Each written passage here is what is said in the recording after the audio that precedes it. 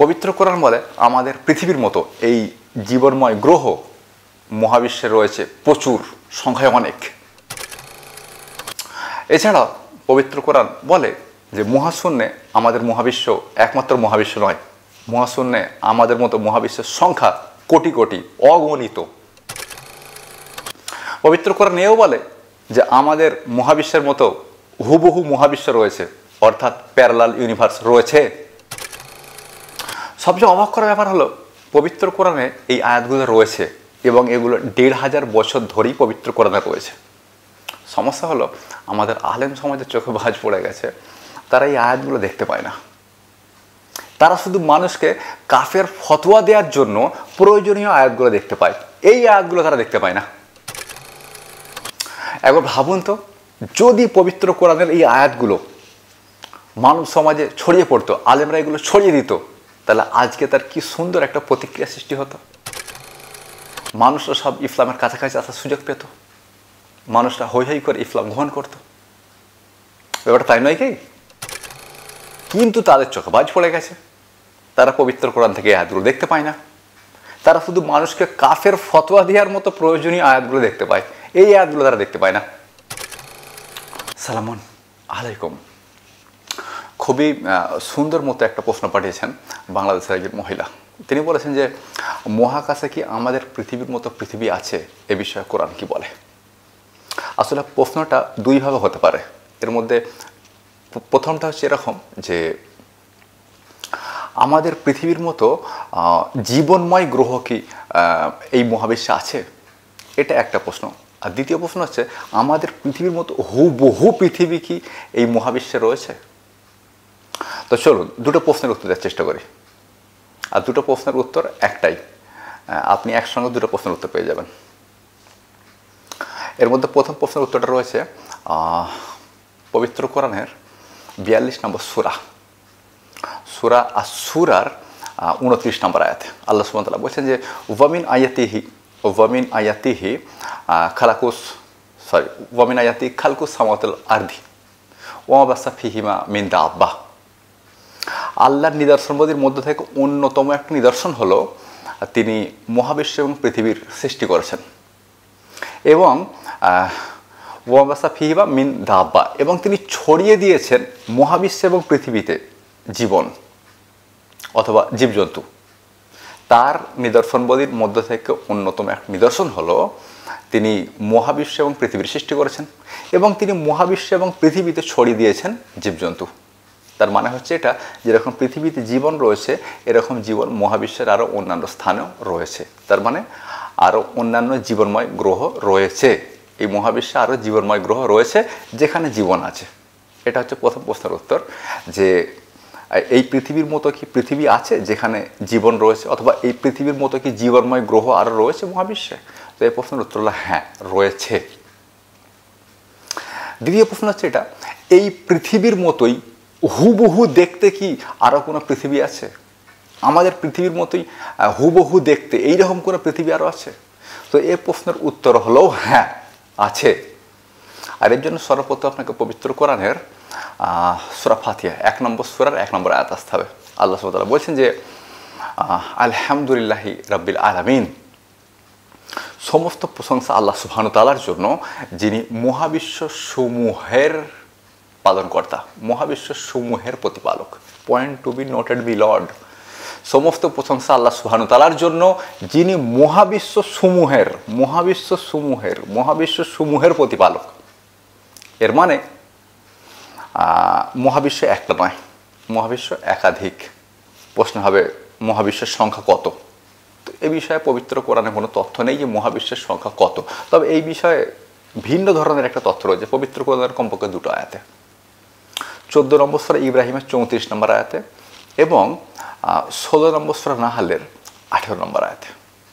আল্লাহ সুবহানাহু ওয়া তাআলা বলছেন যে ওয়াইন তাউদ্দু নিমাতাল্লাহ লা তুহসুহা, ওয়াইন তাউদ্দু নিমাতাল্লাহ লা তুহসুহা, যদি তোমরা আল্লাহর সৃষ্টিগুলোকে গণনা করতে যাও তাহলে তোমরা গুণে শেষ করতে পারবে না।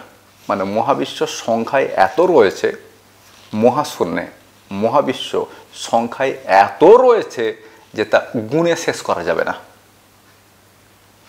এখন প্রশ্ন হচ্ছে, আমাদের মহাবিশ্বের মতো কি মহাবিশ্ব আরও রয়েছে? তো এই প্রশ্নের উত্তরও পবিত্র কোরআন 2 জায়গায় 2টি আয়াত দিয়েছে। এর মধ্যে প্রথম আয়াতটা হচ্ছে 17 নম্বর সূরা বনী ইসরাইল আয়াত নম্বর 99। এটা মনে রাখা খুব সহজ। 17 নম্বর সূরা বনী ইসরাইল আয়াত নম্বর 99, মানে 99 নাম্বারটা এমন একটা নাম্বার যেটা মনে রাখা খুব সহজ। আর এই আয়াতটা একটু ভিন্ন শব্দে একই অর্থে রিপিট হয়েছে পবিত্র কোরআন 36 নম্বর সূরার 81 নম্বর আয়াতে, মানে 36 নম্বর সূরা ইয়াসিনের 81 নম্বর আয়াতে। তো আল্লাহ সুবহানাহু ওয়া তাআলা কি বলছেন? আল্লাহ সুবহানাহু ওয়া তাআলা বলছেন যে আলাম ইয়ারা আন্নাল্লাহাল্লাযী খালাকাস সামাওয়াতি ওয়াল আরদ।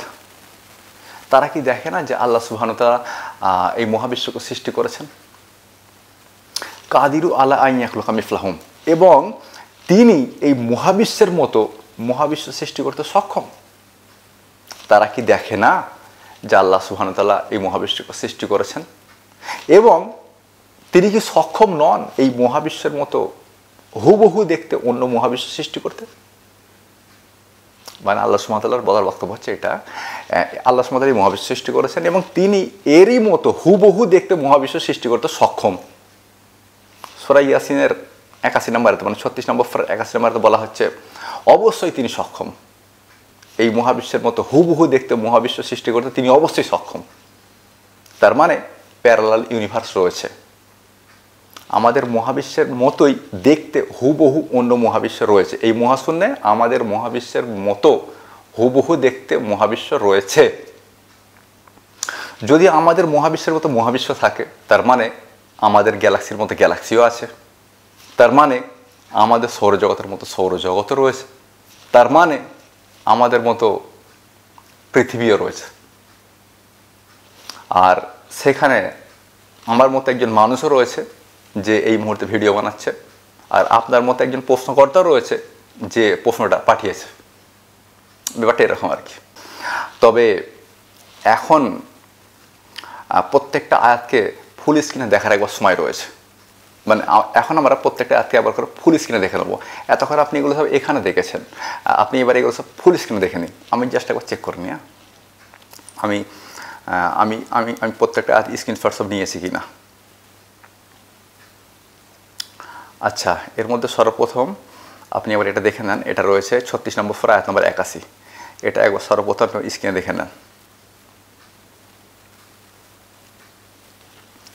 আচ্ছা, তারপর আপনি 42 নম্বর সূরার 29 নম্বর আয়াত একবার দেখে নেন ফুল স্ক্রিনে।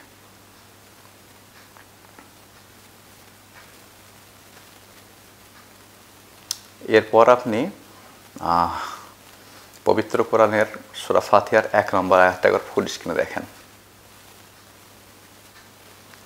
আচ্ছা, এটা দেখা শেষ হলে আপনি একবার 14 নম্বর সূরা ইব্রাহিমের 34 নম্বর আয়াতটা দেখে নেন।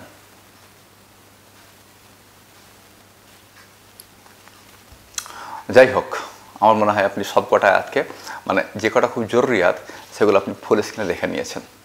এবার বক্তব্য শেষ করার পালা।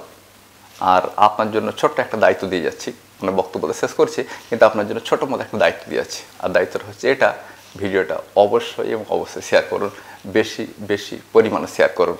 সম্ভব হলে ভিডিওটা ডাউনলোড করে শেয়ার করুন, তাহলে আরও অনেক বেশি মানুষের কাছে পৌঁছাবে। সেটা যদি সম্ভব না হয়, কমপক্ষে ভিডিওটা শেয়ার করুন। মনে রাখা উচিত এই ভিডিওগুলোর মাধ্যমে যে কোনো মানুষ ইসলামের কাছাকাছি আসার সুযোগ পেতে পারে, যে কোনো মানুষ ইসলামের কাছাকাছি আসতে পারে। আর এই ধরনের প্রশ্ন বহু বিজ্ঞান মনস্ক মানুষের মনে ওঠে। এটা বাস্তব সত্য যে এই ধরনের প্রশ্ন বহু বিজ্ঞান মনস্ক মানুষের মনে ওঠে, কিন্তু এই প্রশ্নের উত্তরগুলো তারা পায় না। বিকজ আমার মতো কোনো মানুষও নেই যে এভাবে উত্তর দেবে এতটা সহজ এবং সাবলীল ভাষায়। এটা নিজের প্রশংসা করছি না, বাস্তব সত্যটা আপনাকে বলছি। আলেমরা এভাবে কথা বলতে পারে না। আচ্ছা, এখানে একটা প্রশ্ন হতে পারে, হ্যাঁ আপনি যে আয়াতগুলো দেখালেন, যেগুলো এখানে এলো, যেগুলো ফুল স্ক্রিন দেখলাম, আমাদের প্রচলিত অনুবাদগুলোতে এরকম নেই কেন? থাকবে কিভাবে? ওগুলো তো গাঁজাখোর অনুবাদকদের গাঁজাখোরি অনুবাদ, ওখানে তো এই ধরনের অনুবাদ থাকার কথা নয়। তারা আজও পর্যন্ত সেই 800 বছর আগের চিন্তাভাবনা নিয়ে অনুবাদ করে। তারা আজও পর্যন্ত সেই 800 বছর আগের চিন্তাভাবনা নিয়ে অনুবাদ করে। এখানে বলে রাখা ভালো যে 800 বছর আগে যে অনুবাদগুলো হয়েছিল, মানে তখন মানুষ যেভাবে পবিত্র কোরআনকে বুঝতো, সেটা অবশ্য সেই যুগের হিসাবে মডার্ন, সেটা সেই যুগের হিসাবে আধুনিক, কিন্তু আজকের যুগে সেগুলো অচল। কিন্তু আমাদের অনুবাদকরা আজও সেই 800 বছর আগের চিন্তাভাবনা নিয়ে অনুবাদ করে।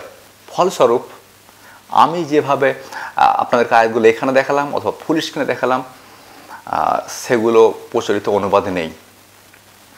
তবে বছর দেড়েক অপেক্ষা করতে পারেন, আমার অনুবাদ খুব শীঘ্রই বাজারে আসবে এবং এটা দাবি করতে পারি যে বাজারে আলোড়ন সৃষ্টি করবে।